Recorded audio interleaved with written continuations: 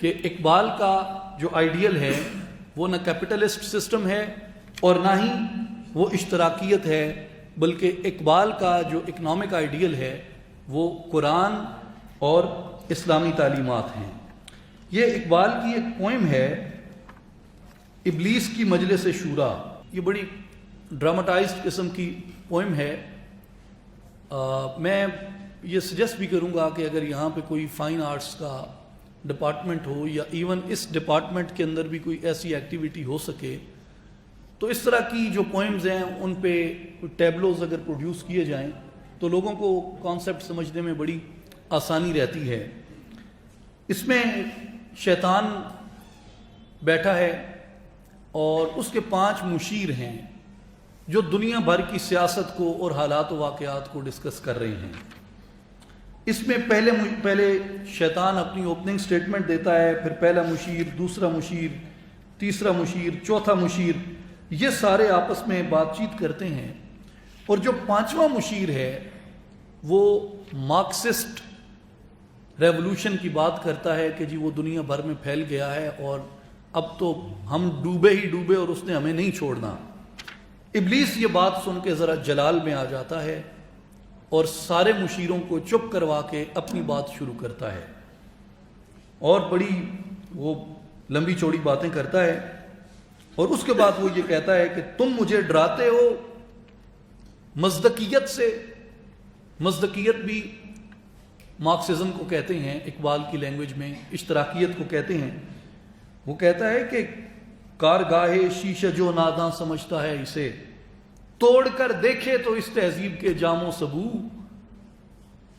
دست فطرت نے کیا ہو جن گریبانوں کو چاک، مصداقی منطق کی سوزن سے نہیں ہوتے رفو، کہ جنہیں نیچر نے جن گریبانوں کو پھاڑ کے رکھا ہوا ہو، کارل مارکس کی سوئی اور دھاگے سے ان کو رفو نہیں کیا جا سکتا۔ کب ڈرا سکتے ہیں مجھ کو، کب ڈرا سکتے ہیں مجھ کو اشتراکی کوچہ گرد، یہ پریشاں روزگار آشفتہ مغز آشفتہ ہو۔ میں اشتراکیوں سے نہیں ڈرتا، میں کارل مارکس سے نہیں ڈرتا، میں مارکسسٹوں سے نہیں ڈرتا۔ ابلیس کہتا ہے میں مارکسسٹوں سے نہیں ڈرتا، اور نہ میں مغرب کے جمہوری نظام سے ڈرتا ہوں، اور نہ میں کسی سے ڈرتا ہوں۔ ابلیس کس سے ڈرتا ہے؟ یاد رکھو میرے بچوں، ہے خطر مجھ کو اگر کوئی تو اس امت سے ہے جس کی خاک کستر میں اب تک ہے شرار آرزو، خال خال اس قوم میں اب بھی نظر آتے ہیں وہ، کرتے ہیں اشک سحرگاہی سے جو ظالم وضو۔ کہتا ہے کہ،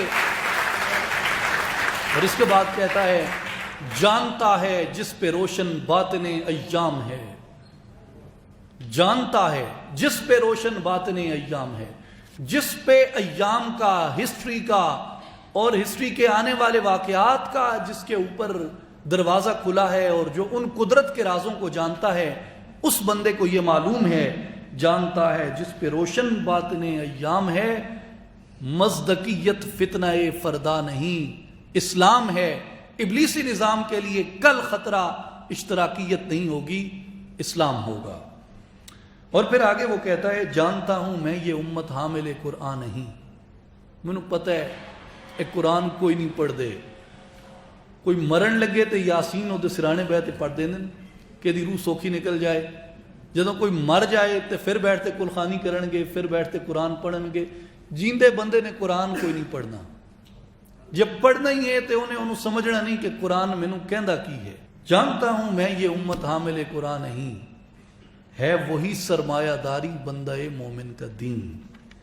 جانتا ہوں میں، کہتا ہے ہاں یہ ساری باتیں مجھے معلوم ہیں، بالکل یہ ٹھیک ہے۔ جانتا ہوں میں کہ مشرق کی اندھیری رات میں بے ید بیضا ہے پیران حرم کی آستین، لیکن مسئلہ کیا ہے، گڑبڑ کیا ہے؟